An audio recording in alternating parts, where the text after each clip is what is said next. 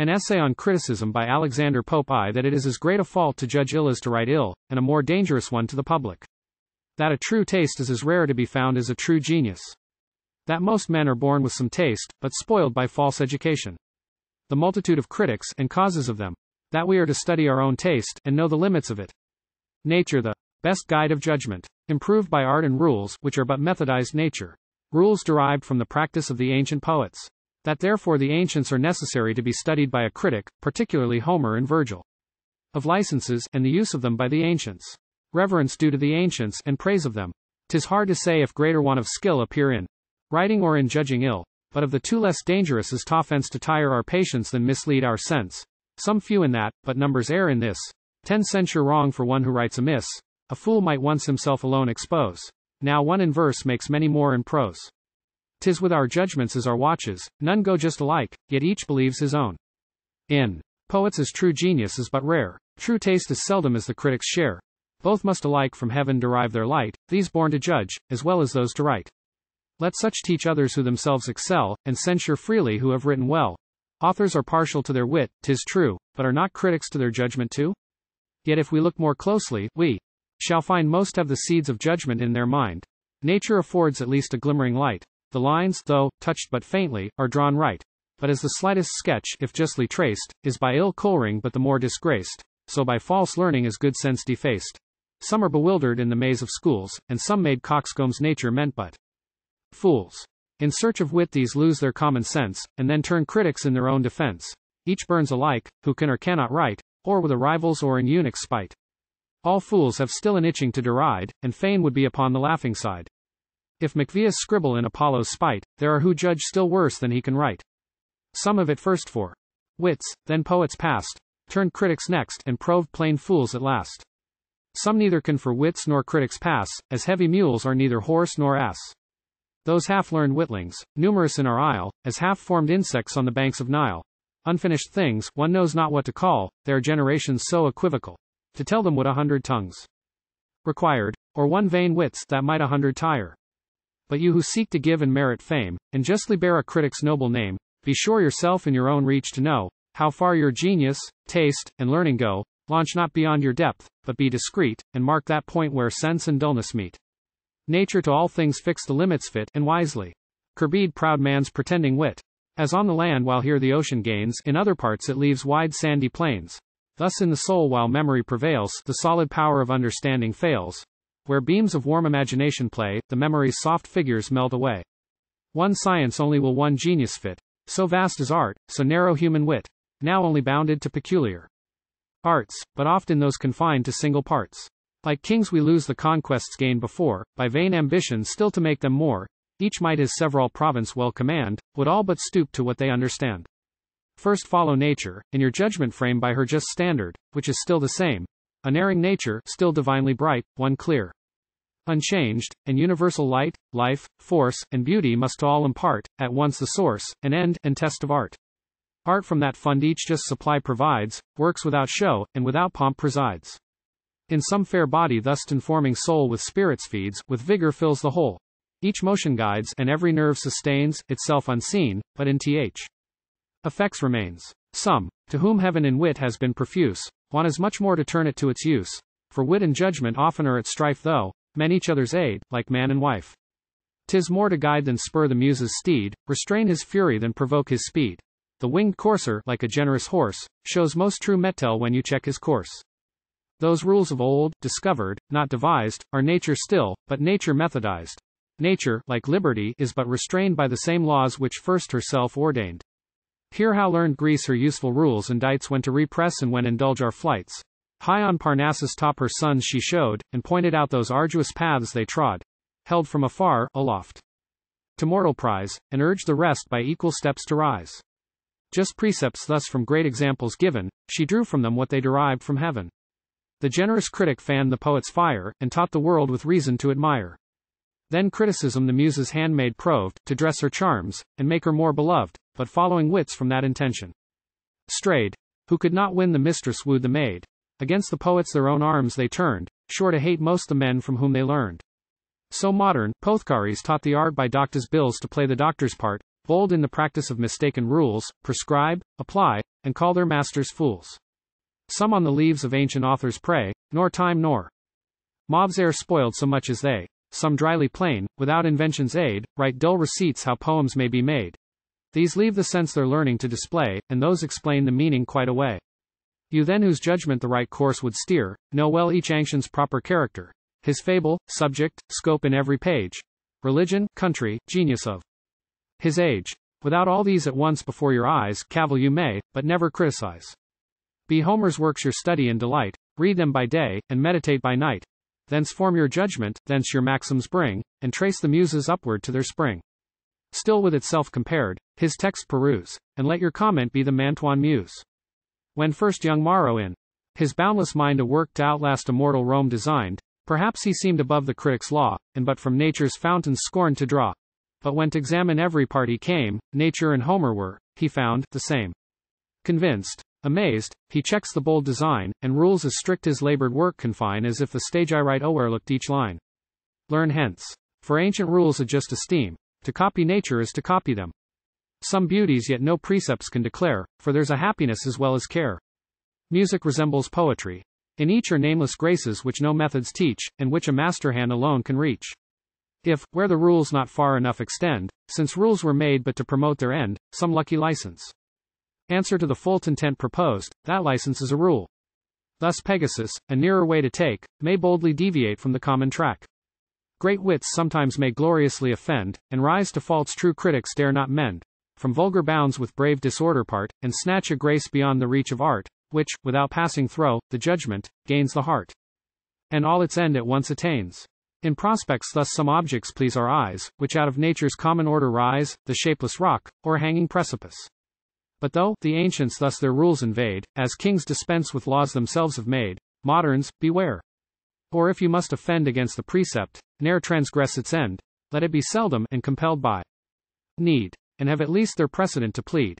The critic else proceeds without remorse, seizes your fame, and puts his laws in force. I know there are to whose presumptuous thoughts those freer beauties, Heav'n in them, seem faults. Some figures monstrous and misshaped appear, considered singly, or beheld too near, which, but proportioned to their light or place, do distance reconciles to form and grace. A prudent chief not always must display his powers in equal ranks and fair array, but with t'occasion and the place comply, conceal his force, nay, seem sometimes to fly. Those oft are stratagems which errors seem, nor is it Homer nods, but we that dream. Still green with bays each ancient altar stands above the reach of sacrilegious hands, secure from flames, from envy's fiercer rage, destructive war, and all involving age. See from each clime the learned their incense bring. Here in all tongues consenting paeans ring. In praise so just let every voice be joined, and fill the general chorus of mankind. Hail, bards triumphant, born in happier days, immortal heirs of universal praise, whose honors with increase of ages grow, as streams roll down, enlarging as they flow. Nations unborn your mighty names shall sound, and worlds applaud that must not yet be found. O may some spark of your celestial fire the last, the meanest of your sons inspire, that on weak wings, from far, pursues your flights, glows while he reads, but trembles as he writes, to teach vain wits a science little known, t'admire superior sense, and doubt their own. 2 causes hindering a true judgment. Pride. Imperfect learning. Judging by parts, and not by the whole. Critics in wit, language, and versification only. Being too hard to please, or too apt to admire. Partiality, too much love to a sect, to the ancients or moderns. Prejudice or prevention. Singularity. Inconstancy. Party spirit. Envy. Against envy, and in praise of good nature. When severity is chiefly to be used by critics.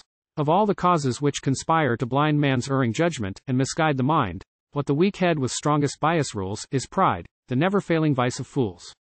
Whatever nature has in worth denied she gives in large recruits of needful pride, for as in bodies, thus in souls, we find what wants in blood and spirits swelled with wind. Pride, where wit fails, steps into our deference, and fills up all the mighty void of sense. If once right reason drives that cloud away, truth breaks upon us with resistless day. Trust not yourself, but your defects to know, make use of every friend, and every foe. A little learning is a dangerous thing. Drink deep, or taste not the Pierian spring. Their shallow draughts intoxicate the brain, and drinking largely sobers us again. Fired at first sight with what the muse imparts, in fearless youth we tempt the heights of arts, while from the bounded level of our mind short views we take, nor see the lengths behind. More advanced, behold with strange surprise new distant scenes of Endly science rise. So pleased at first the towering Alps we try, mount o'er the vales, and seem to tread the sky. Eternal snows appear already past, and the first clouds and mountains seem the last. But those attained, we tremble to survey the growing labors of the lengthened way. Increasing prospect tires our wandering eyes, hills peep o'er hills, and Alps on Alps. Arise. A perfect judge will read each work of wit with the same spirit that its author writ. Survey the whole, not seek slight faults to find where nature moves, and rapture warms the mind. Nor lose, for that malignant dull delight, the generous pleasure to be charmed with wit. But in such lays as neither ebb nor flow, correctly cold, and regularly low, that shunning faults. One quiet tenor keep, we cannot blame indeed, but we may sleep. In wit, as nature, what affects our hearts is not exactness of peculiar parts. 'Tis not a lip or eye we beauty call, but the joint force and full result of all. Thus when we view some well-proportioned dome, the world's just wonder, and and thine, O Rome. No single parts unequally surprise, all comes united to admiring eyes. No monstrous height, or breadth, or length, appear. The whole at once is bold and regular. Whoever thinks a faultless piece to see, thinks what an error was, nor is, nor e'er shall be. In every work regard the writer's end, since none can compass more than they intend. And if the means be just, the conduct true, applause, in spite of trivial faults, is due. As men of breeding, sometimes men of wit, to avoid great errors must the less commit. Neglect the rules each verbal critic lays, for not to know some trifles is a praise. Most critics, fond of some subservient art, still make the whole depend upon a part. They talk of principles, but notions prize, and all to one loved folly sacrifice. Once on a time La Mancha's night, they say, a certain bard encountering on the way, discoursed in terms as just, with looks as sage, as e'er could Denis, of the Grecian state. Concluding all were desperate sots and fools who durst depart from Aristotle's rules.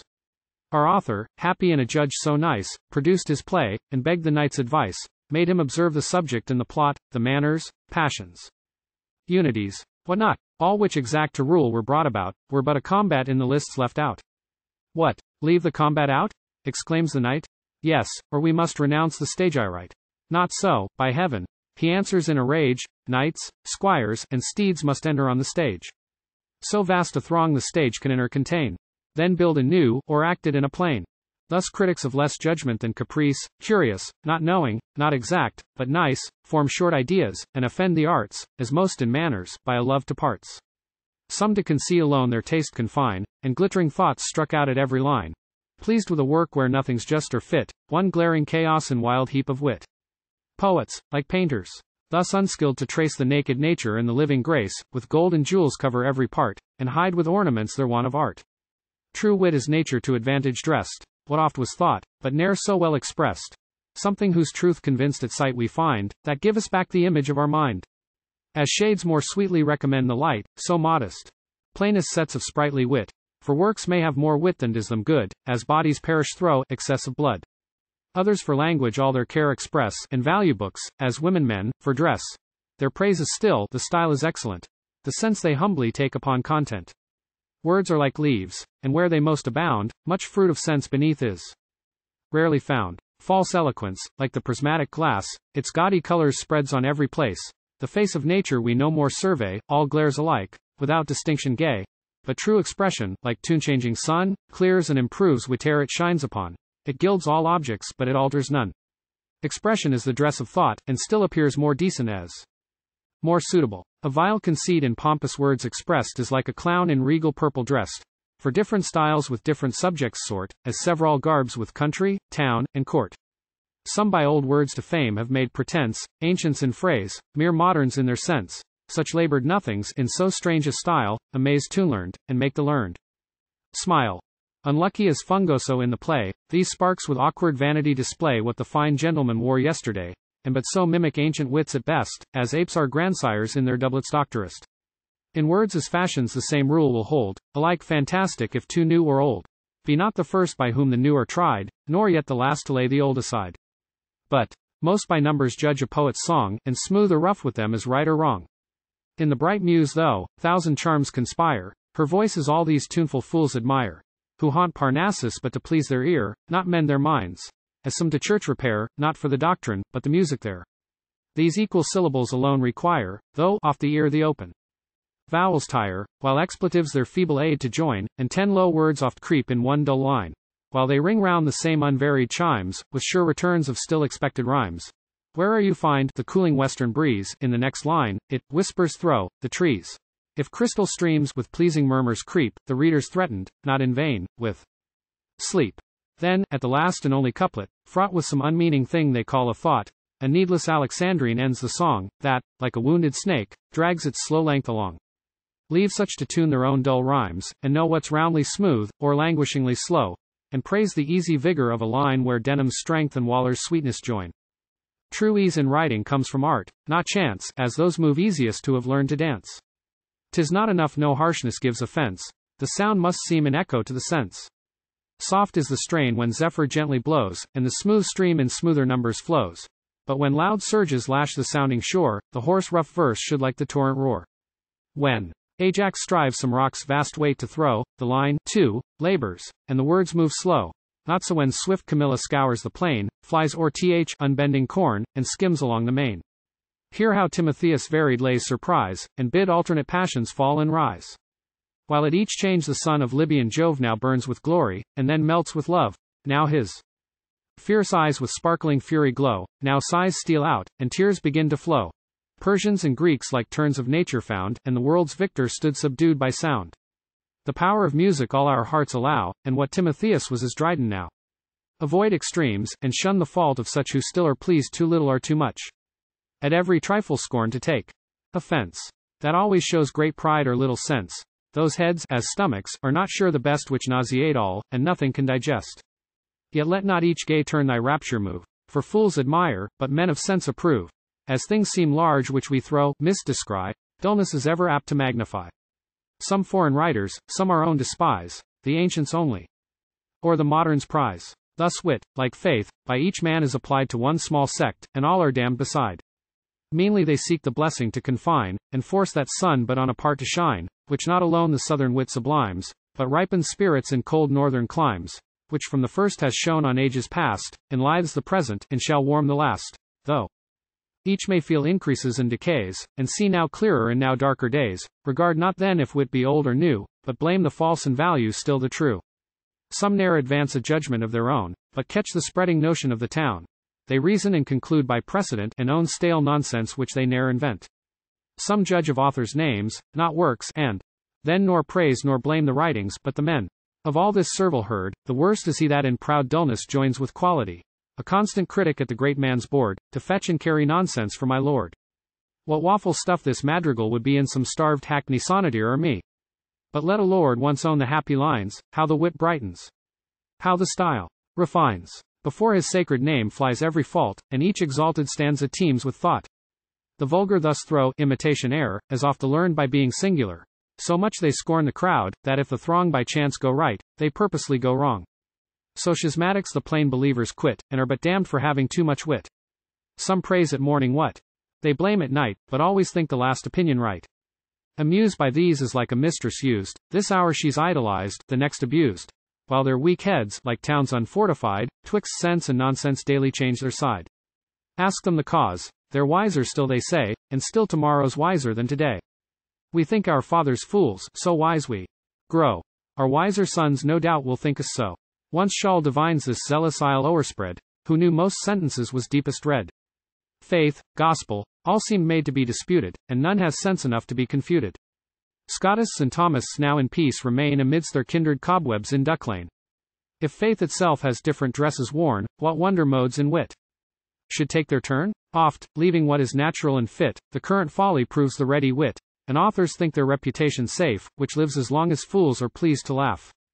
Some, valuing those of their own side or mind, still make themselves the measure of mankind. Fondly we think we honor merit then, when we but praise ourselves in other men. Parties in wit attend on those of state, and public faction doubles private hate. Pride, malice, folly, against Dryden rose, in various shapes of parsons, critics, beaux. But sense survived when merry jests were past, for rising merit will buoy up at last. Might he return and bless once more our eyes, new Blackmores and new Milbournes must arise. Nay, should great Homer lift his awful head, Zoilus again would start up from the dead. Envy will merit as its shade pursue, but like a shadow proves the substance true. For envied wit, like Sol eclipsed, makes known to posing body's grossness, not its own. When first that sun too powerful beams displays, it draws up vapors which obscure its rays, but even those clouds at last adorn its way, reflect new glories, and augment the day. Be thou the first true merit to befriend. His praise is lost who stays till all commend. Short is the date, alas, of modern rhymes, and 'tis but just to let them live betimes. No longer now that golden age appears, when partyarch wits survived 1,000 years. Now length of fame, our second life, is lost, and bare 60 is all even that can boast. Our sons their fathers' failing language see, and such as Chaucer as shall Dryden be. So when the faithful pencil has designed some bright idea of the master's mind, where a new world leaps out at his command, and ready nature waits upon his hand, when the ripe colors soften and unite, and sweetly melt into just shade and light, when mellowing years their full perfection give, and each bold figure just begins to live, the treacherous colors the fair art betray, and all the bright creations fades away. Unhappy wit, like most mistaken things, atones not for that envy which it brings. In youth alone its empty praise we boast, but soon the short-lived vanity is lost.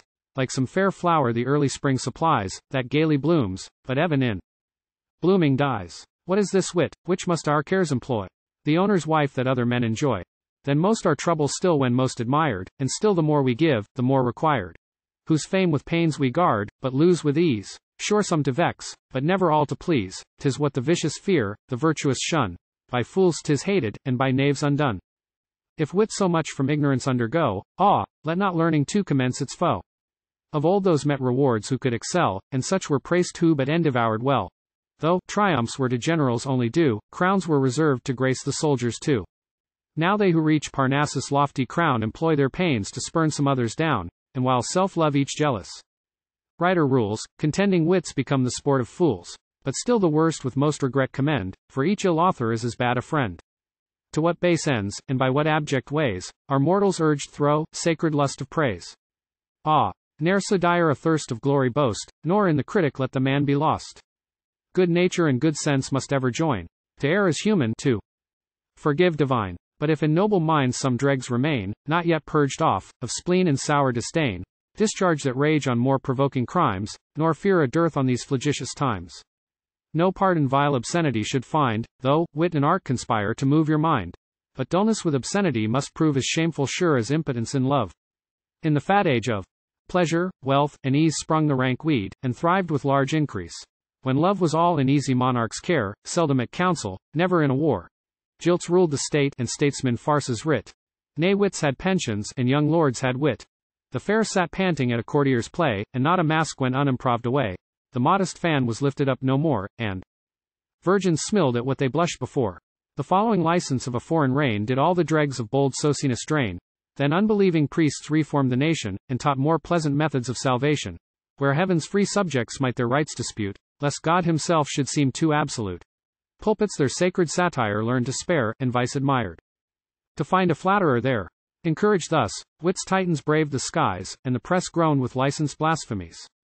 These monsters, critics, with your darts engage, here point your thunder, and exhaust your rage. Yet shun their fault, who, scandalously nice, will needs mistake an author into vice. All seems infected that t'infected spy, as all looks yellow to the John Dick eye. 3 rules for the conduct and manners in a critic. Candor, modesty, good breeding, sincerity and freedom of advice. When one's counsel is to be restrained. Character of an incorrigible poet. And of an impertinent critic. Character of a good critic. The history of criticism, and characters of the best critics. Aristotle, Horace, Dionysius, Petronius, Quintilian, Longinus. Of the decay of criticism, and its revival. Erasmus, Vita, Boileau, Lord Roscommon, etc. Conclusion. Learn then what morals critics ought to show, for 'tis but half a judge's task to know. 'Tis not enough taste, judgment, learning join. In all you speak let truth and candor shine, that not alone what to your sense is due all may allow, but seek your friendship too. Be silent always when you doubt your sense, and speak, though sure, with seeming diffidence. Some positive persisting fops we know, who if once wrong will needs be always so. But you with pleasure own your errors past, and make each day a critique on the last. 'Tis not enough your counsel still be true. Blunt truths more mischief than nice falsehoods do. Men must be taught as if you taught them not, and things unknown proposed as things forgot. Without good breeding truth is disapproved, that only makes superior sense beloved. Be niggards of advice on no pretense, for the worst avarice is that of sense. With mean complacence ne'er betray your trust, nor be so civil as to prove unjust. Fear not the anger of the wise to raise, those best can bear reproof. Who merit praise? 'Twere well might critics still this freedom take, but Appius reddens at each word you speak, and stares tremendous, with a threatening eye, like some fierce tyrant in old tapestry. Fear most attacks an honorable fool, whose right it is, uncensured to be dull. Such without wit, are poets when they please, as without learning they can take degrees. Leave dangerous truths to unsuccessful satires, and flattery to fulsome dedicators, whom when the praise, the world believes no more than when they promise to give scribbling o'er.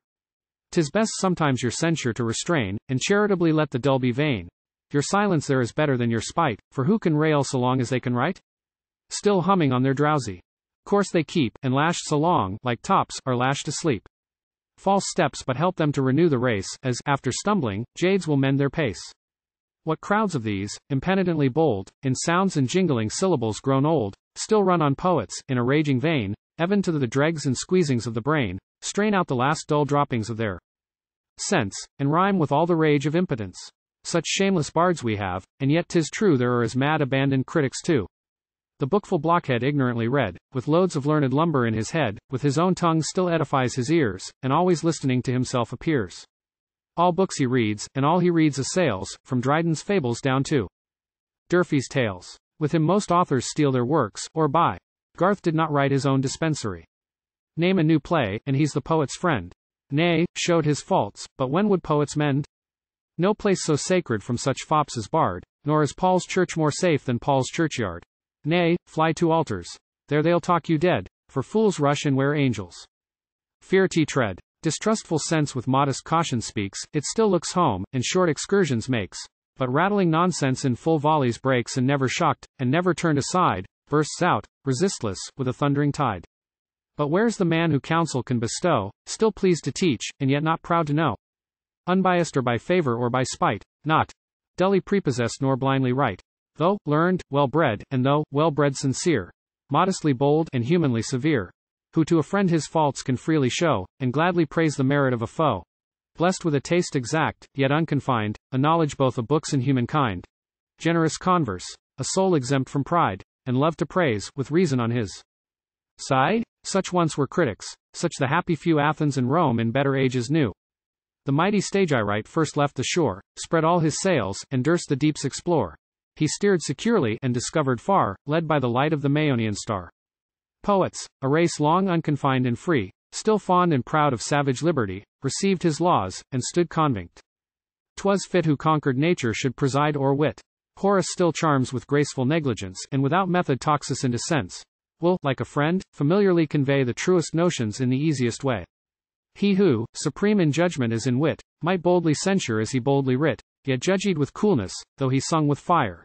His precepts teach but what his works inspire. Our critics take a contrary extreme, they judge with fury, but they write with phlegm, nor suffers Horace more in wrong translations by wits, than critics in his wrong quotations.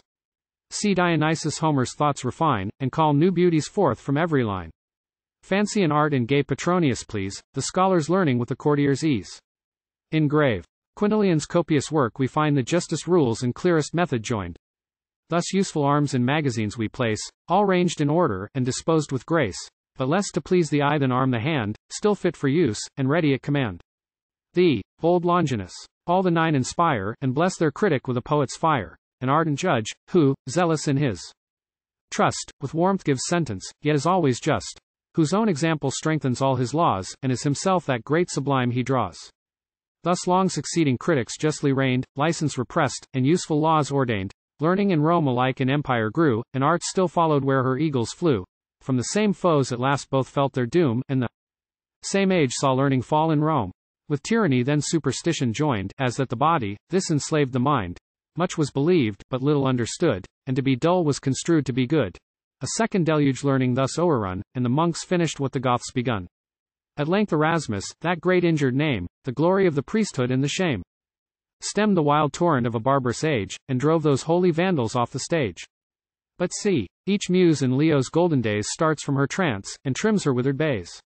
Rome's ancient genius, o'er its ruins spread, shakes off the dust, and rears his reverend head. Then sculpture and her sister arts revive. Stones leaped to form, and rocks began to live, with sweeter notes each rising temple rung. A Raphael painted and a Vita sung, immortal Vita, on whose honored brow the poet's bays and critic's ivy grow. Cremona now shall ever boast they name, as next in place to Mantua, next in fame. But soon by impious arms from Latium chased, their ancient bounds the banished muses passed, thence arts o'er all the northern world advance, but critic learning flourished most in France. The rules a nation born to serve obeys, and Boileau still in right of Horace sways. But we, brave Britons, foreign laws despised, and kept unconquered and uncivilized, fierce for the liberties of wit, and bold, we still defied the Romans, as of old. Yet some there were, among the sounder few of those who less presumed and better knew, who durst assert the juster ancient cause, and here restored wit's fundamental laws. Such was the muse whose rules and practice tell nature's chief masterpieces writing well. Such was Roscommon, not more learned than good, with manners generous as his noble blood. To him the wit of Greece and Rome was known, and every author's merit but his own. Such late was Walsh, the muse's judge and friend, who justly knew to blame or to commend, to failings mild but zealous for desert, the clearest head, and the sincerest heart. This humble praise, lamented shade, receive. This praise at least a grateful muse may give. The muse whose early voice you taught to sing, prescribed her heights, and pruned her tender wing, her guide now lost, no more attempts to rise, but in low numbers short excursions tries. Content if hence too learned their wants may view, the learned reflect on what before they knew. Careless of censure, nor too fond of fame, still pleased to praise, yet not afraid to blame. Averse alike to flatter or offend, not free from faults, nor yet too vain to mend.